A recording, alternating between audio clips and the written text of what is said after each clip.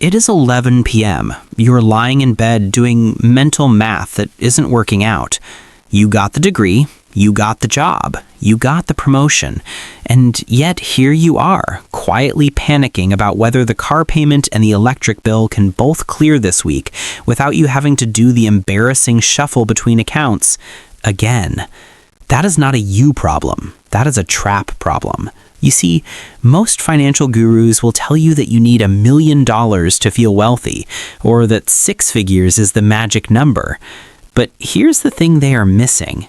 There is a much smaller milestone that completely transforms your relationship with money. And once you hit it, everything changes. That number is $20,000. Welcome to the court of financial wisdom. I am your guide, and I spend way too much time thinking about money, financial psychology, and why some people seem to effortlessly build wealth while others stay stuck in the same financial patterns for decades. If you are someone who wants to understand the real mechanics behind wealth building instead of just hoping things will magically improve, make sure to subscribe, because what I'm about to show you, you genuinely cannot unsee. Think about it this way. If you have ever tried to push a heavy boulder up a hill, you know that getting it started is the hardest part. You are straining, you are sweating, you are making very little progress and questioning whether it is even possible. But once you build enough momentum, something magical happens. The boulder starts moving faster, and eventually, when you reach the top, it rolls down the other side almost effortlessly. $20,000 is that turning point where your financial boulder finally crests the hill. Everything before this point feels like you were just pushing uphill against gravity. Everything after this point feels like gravity is working in your favor. But here is where it gets really interesting, and this is something that will probably surprise you. The difference isn't just mathematical. It's not simply that you have more money to invest, or that your returns are larger in absolute terms. The real magic happens in your brain. When you don't have money saved, your brain operates in what psychologists call survival mode. Every financial decision is filtered through fear and scarcity. You take the first job offer that comes along, even if it's terrible, because you can't afford to be picky. You stay in situations you hate because leaving feels too risky. This isn't just about being practical or responsible. When you are in survival mode, your brain literally can't think about growth and opportunity. It's like trying to plan a vacation while your house is on fire. Your mental bandwidth is completely consumed by immediate threats. Research from Vanguard shows that having just $2,000 in emergency savings increases your financial well-being by 21%. $2,000. That is less than most people spend on a vacation or a fancy laptop. But that small buffer creates a massive psychological shift because it moves you out of pure survival mode. When you push that emergency fund to 3 to 6 months of living expenses, which for most people lands somewhere around $20,000, you get another 13% boost in financial well-being. But more importantly, you have now created enough breathing room for your brain to start thinking about wealth building instead of just wealth preservation. Here's the part nobody talks about. 62% of American workers are living paycheck to paycheck, not because they make too little, but because they never reached this threshold. 36% of Americans earning over $100,000 a year live paycheck to paycheck. Goldman Sachs found that even 40% of households earning $500,000 or more feel financially stretched. $500,000 a year. Stressed about money?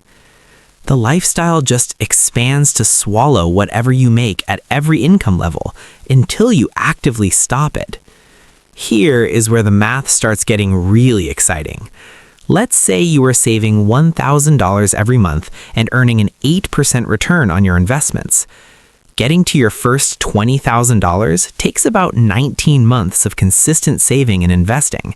That's a year and a half of discipline, sacrifice, and delayed gratification. It is not easy, and frankly, most people give up somewhere along the way. But here's the part that will blow your mind. Your second $20,000 doesn't take another 19 months.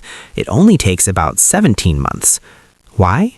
because now you've got that first $20,000 working alongside your monthly contributions, generating its own returns. Think about this for a second. You did the exact same amount of work. You saved the same amount of money each month. You took the same level of risk with your investments. But you shaved 2 full months off the timeline just because you had more money working for you. That's the power of compound interest starting to kick in. By the time you're going for your third $20,000, the timeline shrinks even more.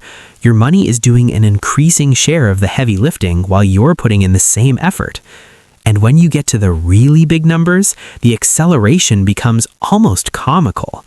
Once you hit $400,000 in your investment portfolio, you can generate your next $20,000 in just 5 months.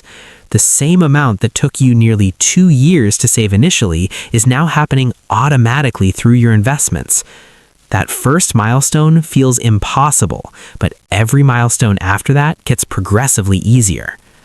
Before we go further, I want to introduce you to a household. We'll call them the Garcias. Combined income, $110,000 a year. 2 working professionals, 2 kids, solidly middle class, doing everything right. After federal and state taxes, they take home about $6,800 a month. They bought a house at the top of their approval. Mortgage, taxes, insurance, and maintenance runs $3,100 a month.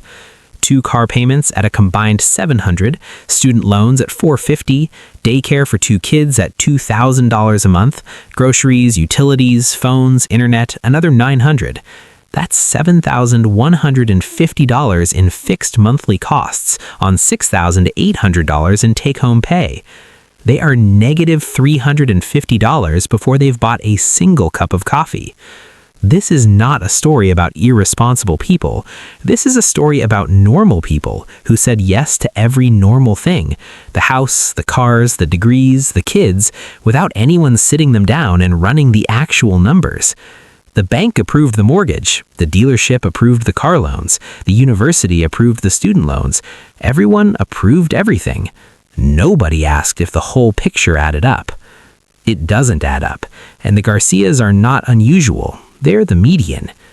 Here's what most people completely miss.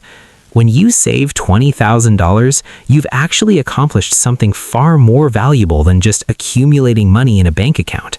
You've fundamentally rewired your brain and built the most important financial habit you'll ever develop. Think about what it actually takes to save $20,000 if you're starting from zero. Unless you're making ridiculous money or living in your parents' basement rent-free, this requires serious discipline. You had to track where every dollar was going. You had to say no to things you wanted so you could set money aside instead. Now, let's talk about what happens to your career once you hit this milestone, because this is where things get really interesting. Having $20,000 saved doesn't just change your relationship with money, it changes your relationship with work.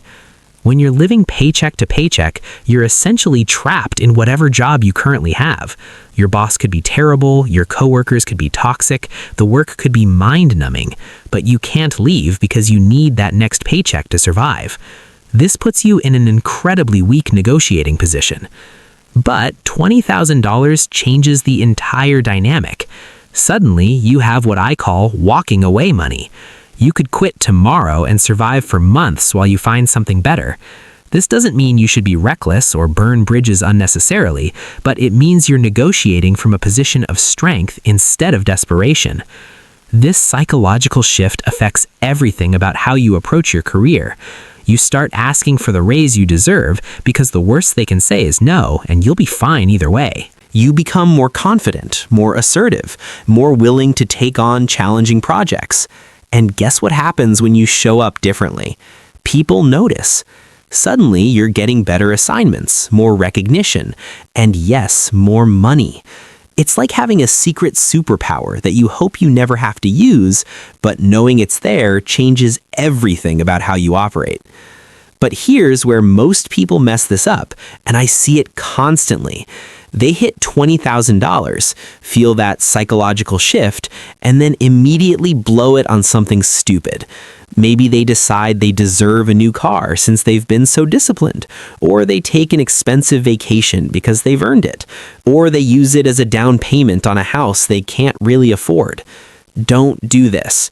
That $20,000 is not a reward for good behavior.